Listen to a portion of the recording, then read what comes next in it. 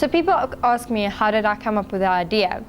And I was actually supposed to be studying because I had my end year exam and I was writing biology the next day and I was trying so hard to study. So eventually I went down to my parents and I told them about that I want to fly across Africa. They were like, okay, that's awesome, but it's already been done. So we came up with a few ideas and we eventually decided that we are going to build a plane with 20 teenagers and then fly it across Africa. Hi there, my name is Daniela Fallierden. I am the co-author of As Jy Droom, or in English, If You Dream. So you might think this story is a figment of my overactive imagination. Basically, it's about 20 South African teenagers that built an aeroplane from scratch, and then a bunch of teenage pilots that flew this very same aeroplane from Cape Town to Cairo. However, it's not fiction, it is in fact narrative non-fiction. And it is the true story of my co-author, Megan Werner, and she's in fact the mastermind behind this whole project, and she was one of the teenage pilots who completed this project. It tells the story of their amazing adventure, but also about how Megan's father, who was a pilot, her inspiration and her mentor, died in a plane crash right after this project was completed. However, it is a story of hope, of inspiration, and proof that dreams do come true. This is As Jy Droom. Walter the Wonder Dog and I would like to tell you more about my new middle grade book called Die Drie van Ons. Now, you know the saying, choose company, three's a crowd? I do not agree with that because there are just too many wonderful things that happen in threes. Think of the primary colors. Where would we be without yellow, red and blue? Think about those wonderful little Ferrero Rocher chocolates that come in a pack of 3. Think of all the lovely threes in literature and entertainment, like the Three Musketeers, the Powerpuff Girls.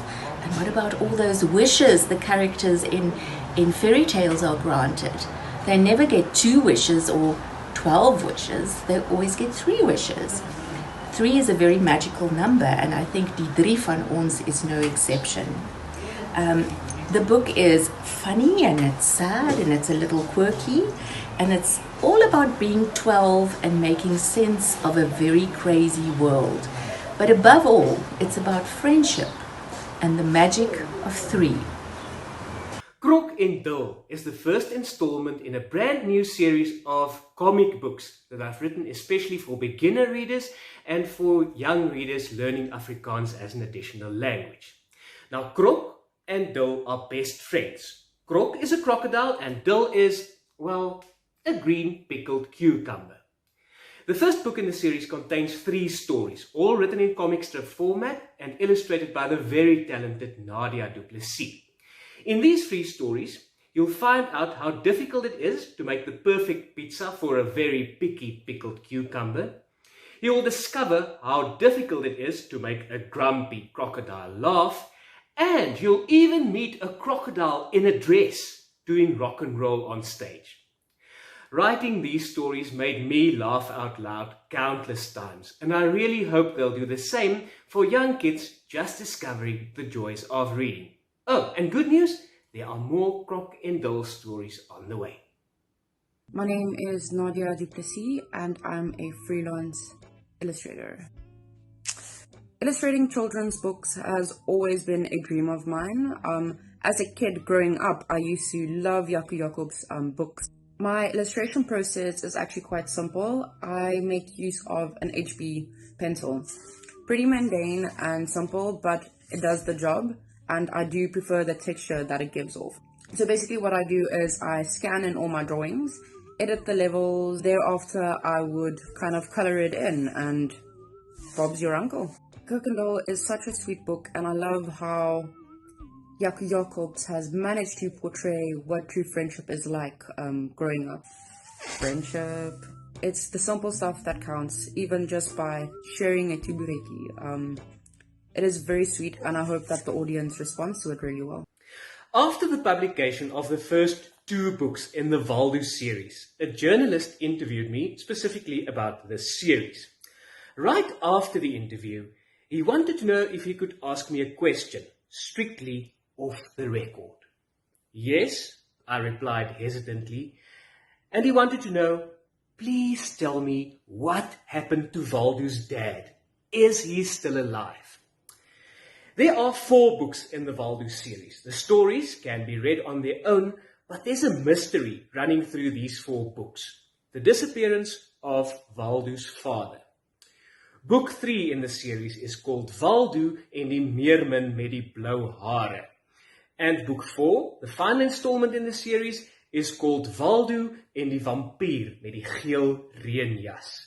And, as I've told the journalist, strictly off the record, if you want to find out what happened to Valdu's dad, you'll have to read the entire series.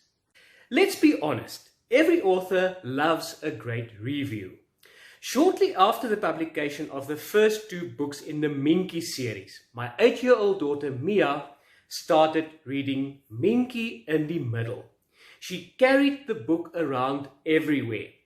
And one morning, on the way to the breakfast table before school, she walked right into a door. Bam! Best review of my career. Don't worry, she wasn't hurt. Minky's adventures are primarily aimed at girls aged 7 years and up. The stories focus on friendship, adventure, and on typical school and family situations.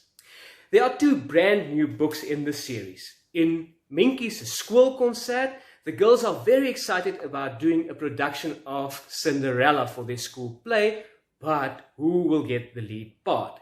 And in Minky's Avontuurkamp, the 3 friends go on a school camp, but will Danica, the bully, ruin everything?